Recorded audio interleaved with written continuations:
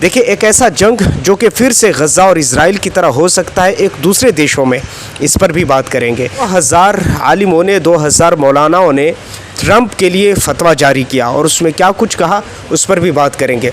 उसी के साथ यूक्रेन का एक ज़बरदस्त प्रहार, वो भी रशिया पर, उसके क्या नुकसान हुए उस पर भी बात करेंगे।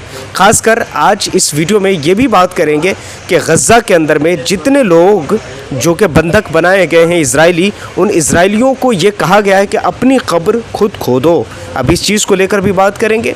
ख़ासकर 3 बड़े देश यानी ईसाई देश जिसने फ़लस्तीन को पूरी तरह से मान्यता देने की प्लानिंग में है, इस पर भी बात करेंगे। अंदर SSC को लेकर के एग्ज़ाम है, पूरे देश के अंदर में इस चीज़ को लेकर के बहस चल रहा है और धरना प्रदर्शन पर बैठे हुए छात्र ये मांग कर रहे हैं कि भाई ये सब कुछ जो हो रहा है, यानी कहीं पर नेटवर्क स्लो है तो कहीं पर फिंगरप्रिंट काम नहीं कर रहा है तो कहीं पर वेरिफिकेशन के नाम पे बहुत सारी चीज़ें बताई गई हैं, जिसको लेकर के छात्र के अंदर एक आक्रोश है, एक गुस्सा है और उसको लेकर के वो धरना पर बैठे हैं। अब देखिए, सरकार ने पूरी तरह से आश्वासन दिया है कि आपकी मांग को हम पूरी करेंगे, लेकिन आगे देखना यह है कि क्या होता है। उसी के साथ अगर हम बात करें तेजस्वी यादव की, तो तेजस्वी यादव 2 वोटर लिस्ट को लेकर के फंस चुके हैं और आयोग ने उसे नोटिस दिया है और उसे जवाब मांगा है कि आप जो कुछ कह रहे हैं या आपके पास जो डॉक्यूमेंट्स है उसका अब आपको क्लियरिफिकेशन देना होगी।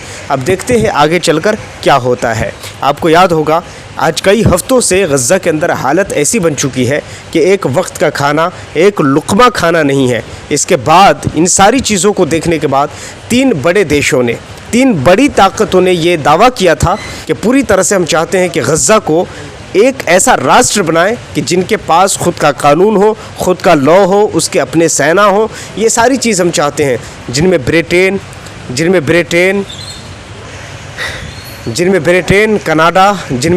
और कनाडा भी शामिल है।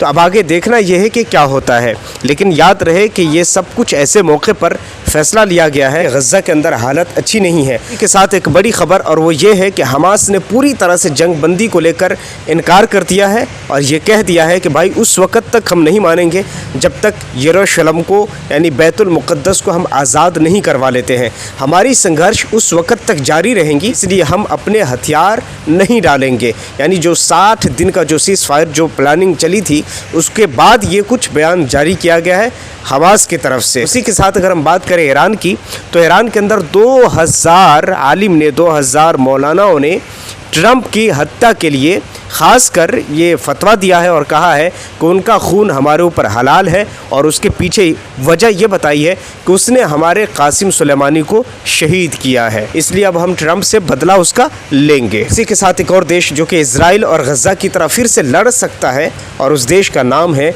चाइना और ताइवान।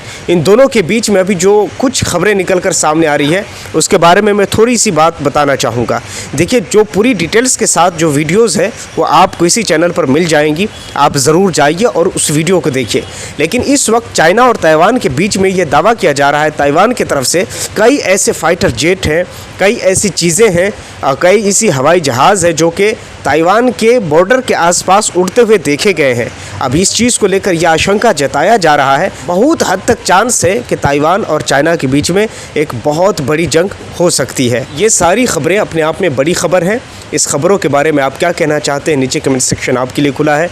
नीचे कमेंट में जाइए और ज़रूर अपनी राय का इजहार कीजिए, प्रतिक्रिया दीजिए। मैं मिलता हूँ किसी और वीडियो एंड टॉपिक के साथ। जब तक आप अपना बेहद ख्याल रखिए। Thank you for watching.